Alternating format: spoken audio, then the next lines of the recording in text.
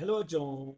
Let's read this question. The question says, which of the following is not a characteristic of a crystalline solid? And the given options are A, definite and characteristic heat of fusion, B, isotropic nature, C, a regular periodically repeated pattern of arrangement of constituent particles in the entire crystal, and option D is a true solid. तो चलिए सबसे पहले बात कर लेते हैं की concept की concept and the key concept for this question is crystalline solid. Crystalline solid. तो आइए पहले जानते हैं कि क्या होता है क्रिस्टलिन सॉलिड, उसके कैरेक्टरिस्टिक को समझते हैं, फिर हम जो है इस क्वेश्चन के करेक्ट ऑप्शन को चूज कर पाएंगे। अगर हम बात करते हैं क्रिस्टलिन सॉलिड की, तो क्या होता है बच्चे crystalline solid? Crystalline solid, the solid, आइए इसका डेफिनेशन लिखते हैं। The solid in which,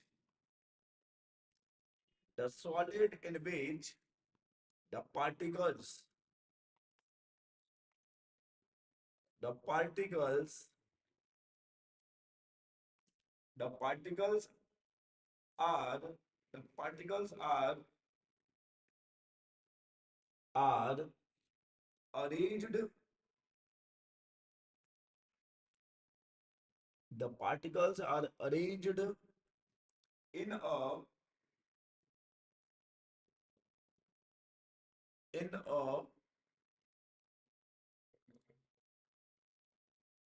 repeating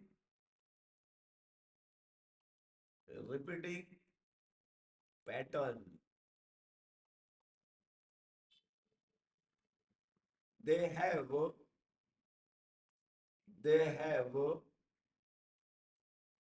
a regular, they have a regular and and ordered ordered arrangement, arrangement resulting a definite shape, resulting a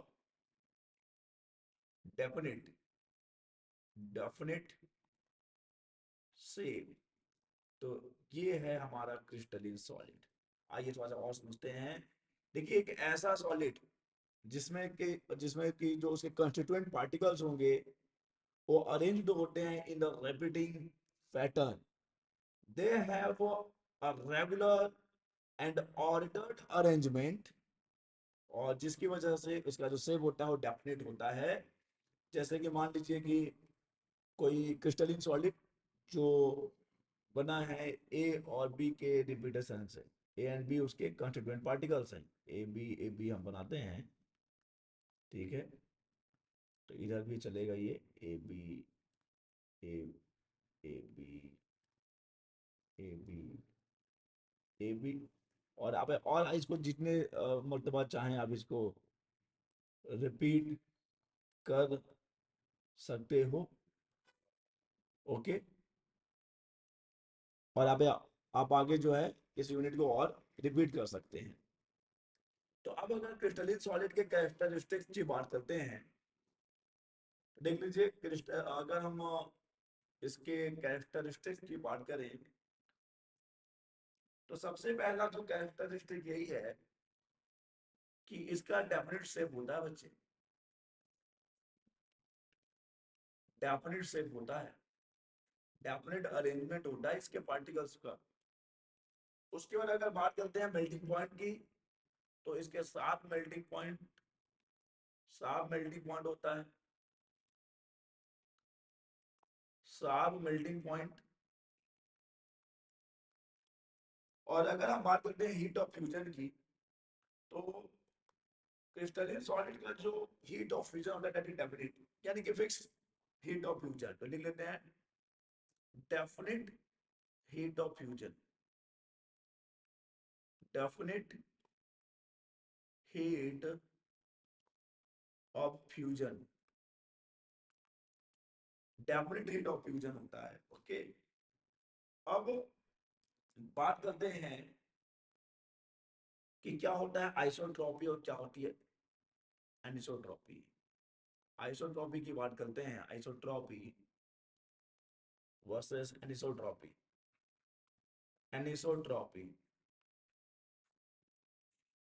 तो पहली बात तो ये आप जान लीजिए कि जो क्रिस्टलिन सॉल्ट होता है वो एनिसोट्रॉपी होता है, वो आइसोट्रॉपी नहीं होता है। ठीक है, क्रिस्टलिन सॉल्ट कैसा होगा, एनिसोट्रॉपी होगा, वो आइसोट्रॉपी नहीं होता है। अब आइसोट्रॉपी का मतलब क्या है? देखो, आइसोट्रॉपी का मतलब ये है कि जो फिजिकल प्रॉपर्टीज हैं वो डायरेक्शन डिपेंडेंट नहीं है, यानी सभी डायरेक्शन में सेम है। लेकिन एनिसोट्रॉपी ऐसे प्रॉपर्टीज जो कि डायरेक्शन डिपेंडेंट है, अलग अलग डायरेक्शन में अलग अलग होगी, तो ऐसे को हम बोलते हैं एनिसोट्रॉपी।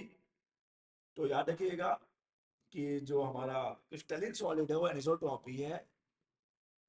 तो अब आ जाते हैं हम अपने सवाल पर आंसर की तलाश में। क्या क्या गिवन मुझे देखो, तो हमको बताना है कि विच ऑफ इज नॉट, कौन सा कैरेक्टरिस्टिक नहीं है क्रिस्टलिन सॉलिड का। डेफिनेट बिल्कुल है, आइसोट्रॉपिक नहीं, ये तो एनिसोट्रॉपी होता है। रेगुलर पीरियोडिकली रिपीटेड पैटर्न है, बिल्कुल सही है। ट्रू सॉलिड है, बिल्कुल सही है। तो हमारा जो यहाँ एक कैरेक्टरिस्टिक जो नहीं है वो है आइसोट्रोपिक नेचर। तो हमारा करेक्ट ऑप्शन हो जाएगा B. So B is the correct option, B is the correct option for this question, B is the correct option.